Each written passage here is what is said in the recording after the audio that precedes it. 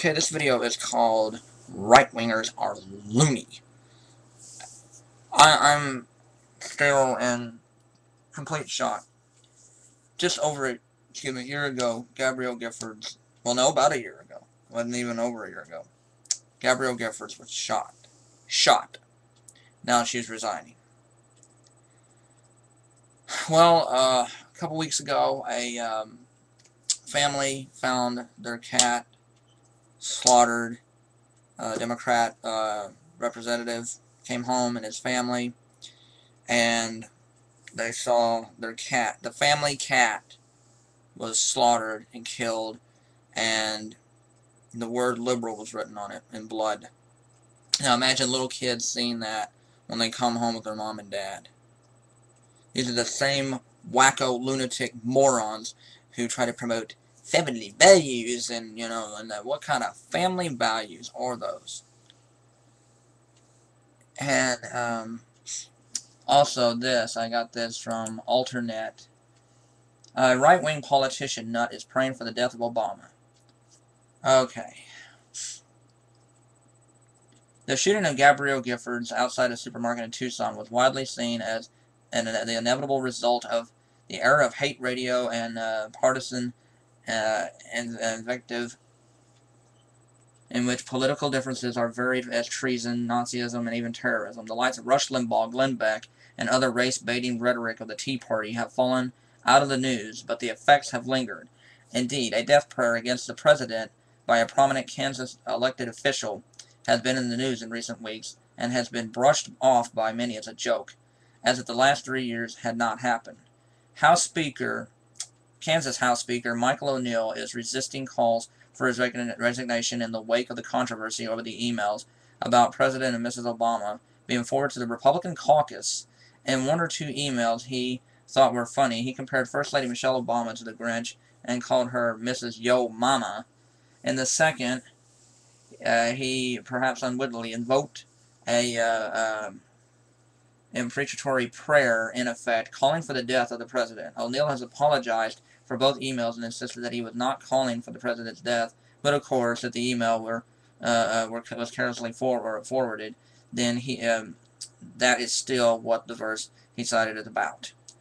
O'Neill invoked a line from the Bible, Psalm 109, verse 8, which states, "May his day be few, and let another take his office." Translation used in the press accounts vary, but the meaning remains about the same. O'Neill laughingly added, "Ha, at least I can honestly voice a biblical prayer for our president. Look it up. It is word for word. Let us bow our heads and pray. Brothers and sisters, can I get an amen? Amen. Can I get a go to hell? Go to hell!" You thought this was a joke? How? You know that we have an African-American president sitting in the White House, which a lot of hate-filled, racist KKK members would love nothing more than to see that man's head on a platter. To see a bullet through him. But that's probably what you want, right? You just don't want to say it out loud. I want to say this. I'm going to say something that is going to be kind of controversial. The racists of the past were brave. Whedon, why say no, listen. They were out and about what they believed. So it made it easy to tell what jackass was a racist and who was not. Nowadays, these little slimy bastards are sneaky. Sometimes they'll let it slip out, but a lot of them like to use more subtle, overt messages of racism.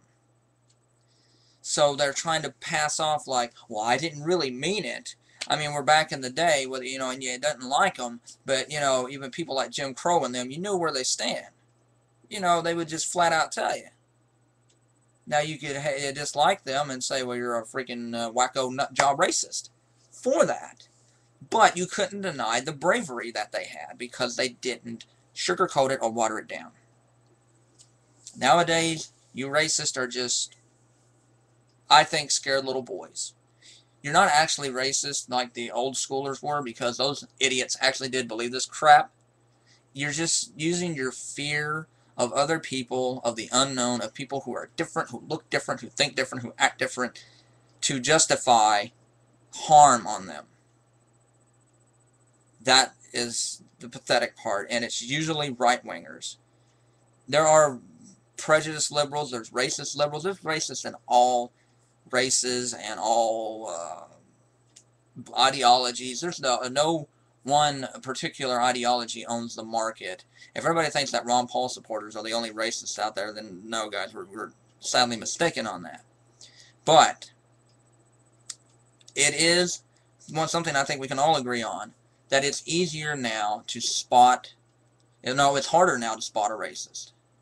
Even though we're sitting there like, well, they're racist and stuff, but they're trying to cover it up, and it makes the very uninformed, they could pass this off like, oh, he was just joking. No. It would be like me wanting to go, hey, I wish George Bush would have blah, blah, blah, something would have happened to him. No. No, you don't say things like that. You don't say, I hope the president gets shot or something like that. You just don't say that. I mean, it's just like the Dixie Chicks got pretty much ran out of this country for saying that they were ashamed of George W. Bush. And they almost got run out. Now you can't even say, you can say, if you're a right-winger, you can say anything you want about Obama. And people are like, oh, he's just joking. Oh, everybody's being politically correct, No. No, not for, there are people out there who are like, well, we shouldn't criticize President Obama. They think you're being un-American. See, that's the same with George Bush. No. Criticizing Obama for bad policies, that's being honest. That's being direct. That's being forward. That's speaking your mind. Wanting to wish death on the man, comparing him to stereotypes and that have been labeled by the white mainstream, what they label African Americans, that is racist. It's time to get smarter on these racist liberals. It's time to get smarter and not fall for their bullshit. We don't have, I hate to say this, we don't have the out and about brave racists that we used to have. And I know everybody's like, you're complimenting them.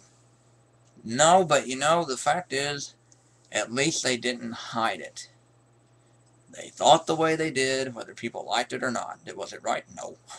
No, not right at all. But at least they had the guts to say, this is what I believe. Instead of going, oh, I'm backtracking, oh, I'm just kidding, ha ha ha, it's a joke. No, it's not a joke. Anytime you wish for harm on the president, it's not a joke. Racist bastard. And that's the truth.